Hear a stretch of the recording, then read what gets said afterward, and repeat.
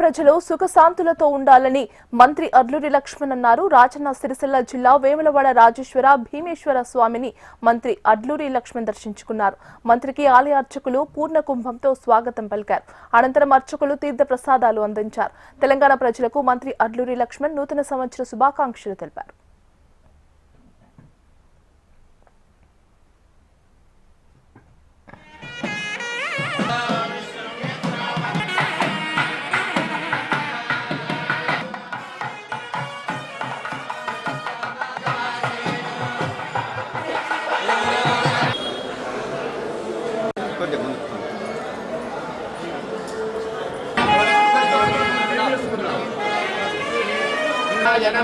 నమః శివాయ.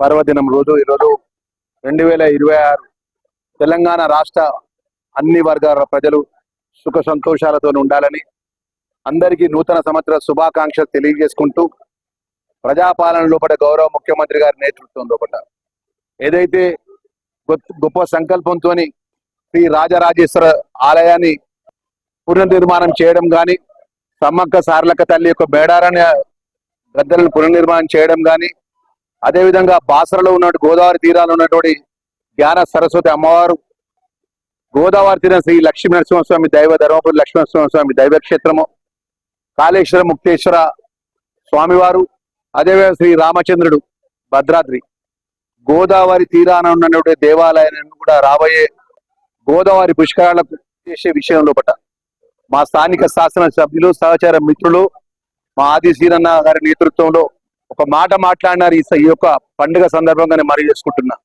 మా ధర్మపురి లక్ష్మణ దైవక్షేత్రానికి నిధులు అడిగినప్పుడు ఒక మాట చెప్పినాడు ముఖ్యమంత్రి గారు, లక్ష్మణ్ కుమార్ మీరు వెల్ఫేర్ మినిస్టర్ గారు నేను చెప్తున్నా, ఫస్ట్ రాజరాజేశ్వర స్వామికి సంబంధించినటువంటి ఆలయాన్ని పూర్తి నిర్మాణం నిధులు పూర్తయిన తర్వాత నెక్స్ట్ కొండగట్ట అంజన్న, ధర్మపురి లక్ష్మణ స్వామి ఈ యొక్క జైతాల్ జిల్లాకు సంబంధించినటువంటి ఏదైతే ఆనుకొని కోట్లింగాల వరకు అన్ని విధాల నిధులు ఇస్తానని చెప్పేసి ఇచ్చినటువంటి మాట ఈ సందర్భంగా తెలియజేసుకుంటూ, మరొకసారి ఏదైతే తెలంగాణ ప్రజలకు ఇచ్చిన మాట 6 గ్యారంటీ పథకాలు గౌరవ ముఖ్యమంత్రి గారికి, తెలంగాణ ప్రభుత్వానికి ఆ రాజరాజేశ్వర స్వామి, ఆ భీమేశ్వర స్వామి అన్ని విధాల అండగా ఉండి ప్రజలకు ఇచ్చిన మాట అమలు చేసే శక్తిని ప్రభుత్వానికి ఇవ్వాలి.